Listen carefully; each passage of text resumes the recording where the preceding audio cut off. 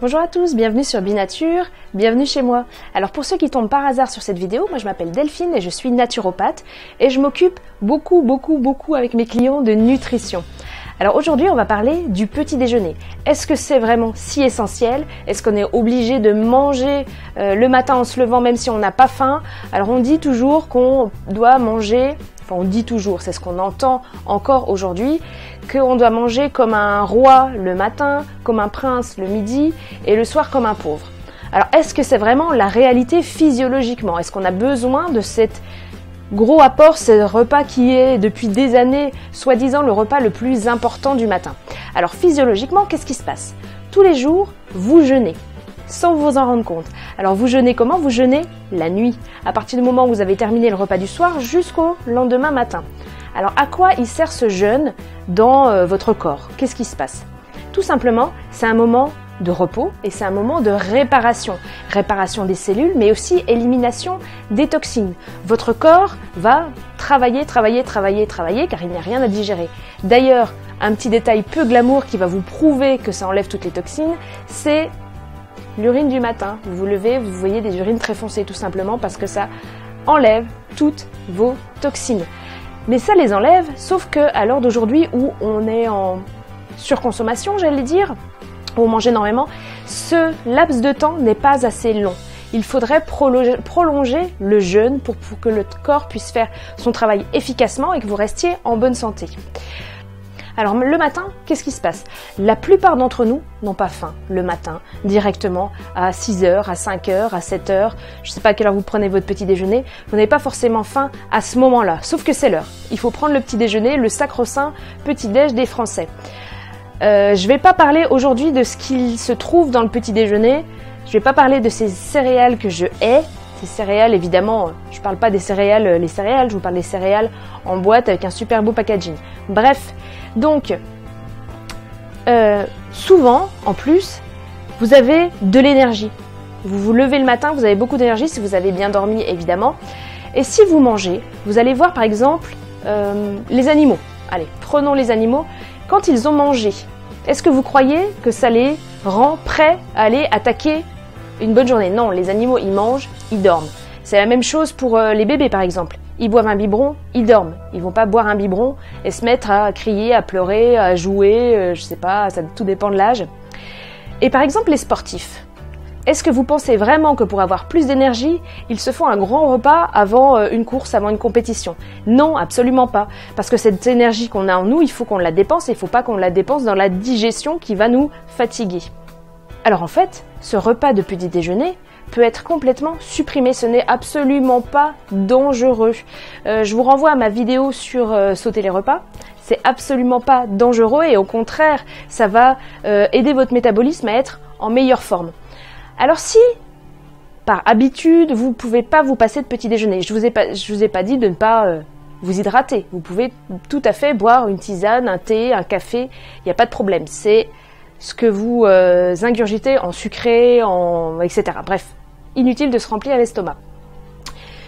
Ce que vous pouvez faire si vraiment vous ne pouvez pas vous en passer, déjeuner, petit déjeuner avec des fruits. Ça va vous apporter toutes les vitamines, ça va vite être digéré et vous pourrez quand même commencer. Alors pas 3 tonnes de fruits évidemment, vous risquez d'être ballonné, mais vous pouvez commencer comme ça si jamais ça vous fait un trop gros obstacle à franchir de vous supprimer le petit déjeuner. Alors comme je disais, c'est absolument pas dangereux et même pour les enfants.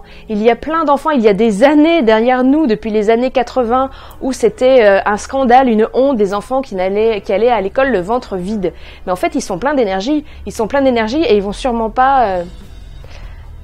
ils vont pas avoir de malaise, ça va aller très très bien. Ce que je voulais dire aussi, c'est que moi qui pratique ça tout au long de l'année, il y a un truc qui est assez rigolo, c'est que parfois quand même, le week-end, je prends un petit déjeuner avec mes enfants, parce que eux ont envie de déjeuner, surtout un. Eh bien, quand je prends mon petit déjeuner, à 10h, j'ai faim.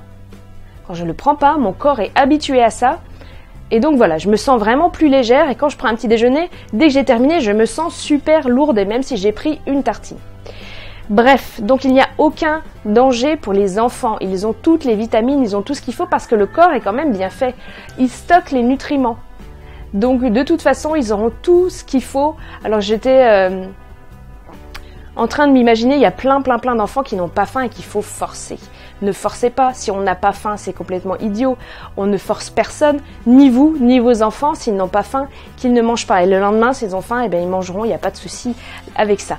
Donc voilà, tout ça pour vous dire que le petit déjeuner, physiologiquement, est vraiment pas indispensable. Donc si vous avez envie de le supprimer, il n'y a vraiment aucun problème.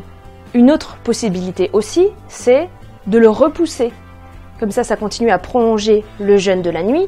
Si vous n'avez pas faim à 7 heures, vous avez peut-être faim à 9 heures. Et à ce moment-là, vous prenez un encas au travail, par exemple, et vous mangez quand votre corps a faim, pas quand votre tête vous dit c'est l'heure du petit déjeuner. Ça ne va pas. Il faut vraiment écouter son corps et chacun est différent. Donc ça, c'est vraiment quelque chose à ressentir personnellement. D'ailleurs, à ce propos, je pense maintenant à beaucoup d'écoles françaises qui, aujourd'hui, ont supprimé totalement le goûter du matin. Le goûter du matin, je pense aux maternelles, aux primaires, etc. Et donc, si vous êtes dans le cas, vous avez un enfant qui ne veut pas manger, qui n'a pas faim en se levant. Et en même temps, c'est compréhensible. Il se réveille, il n'a pas envie d'ingurgiter quoi que ce soit. Lui, ce qu'il a envie, c'est de l'action. Aller voir ses copains, aller jouer, aller travailler. Et aujourd'hui, dans les écoles, on est encore dans une politique à l'ancienne. On veut éviter le surpoids. Ok, on évite le surpoids, bien sûr, mais ça, c'est quand même quelque chose qui revient, une responsabilité qui revient aux parents. Et on va interdire à un enfant de prendre un goûter à 9 heures. Et pourquoi pas si jamais il n'avait pas pris de petit déjeuner. Donc là, je pense qu'il y a quelque chose à revoir. Éducation nationale, si vous m'entendez, physiologiquement, c'est pas ce qu'il faut. Si il a faim à 9 heures, il a faim à 9 heures, il n'aura pas faim à 7 heures. Bref, je vais arrêter cette polémique.